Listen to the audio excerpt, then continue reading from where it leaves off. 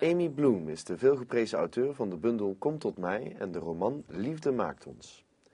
De Amerikaanse was even in Nederland ter gelegenheid van haar nieuwste roman Op Zoek. Ze gaf een lezing in het Felix Meritis in Amsterdam en wij spraken haar in haar hotel.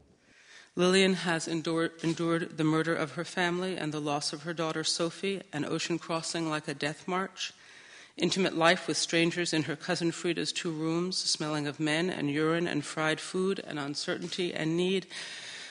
Just so, she thinks, and she smiles up at these 3 people, the new king and queen and prince of her life, as if she has just risen from a soft, high feather bed and is enjoying an especially pretty morning. Sometimes it was a relief not to be Lillian. It was easier to be the omniscient narrator and see things. When I was inside of the characters, that was always a harder place to be.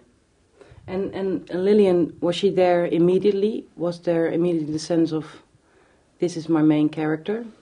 She was there pretty immediately, and then she led to everything else.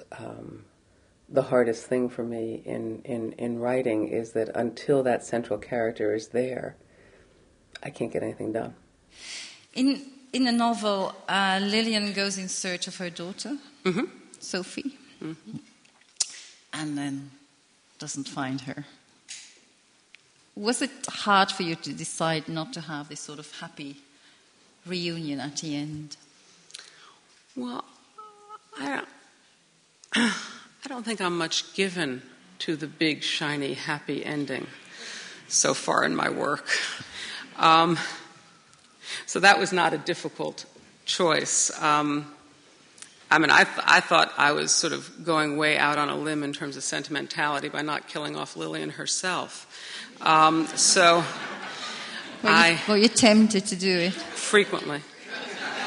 And the closer I got to the end of the book, the more strongly I was tempted. I actually used to wake up, and the only way I could cheer myself up was to imagine a sort of an 18-wheeler truck coming rapidly across the Alaskan tundra and her failing to look to the left.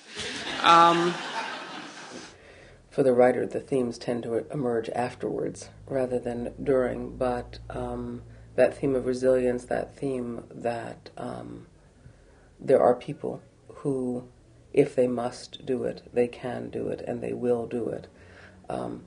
The expression in English when people say, "Oh, I'll try," is not really in their vocabulary. You will or you won't. Yeah. But she more or less seems to take it for granted that certain horrible things will happen to her. I suspect that, like most people who have seen their families destroyed, the fact that there are people who will do bad and unfair things to you after that does not come as a surprise.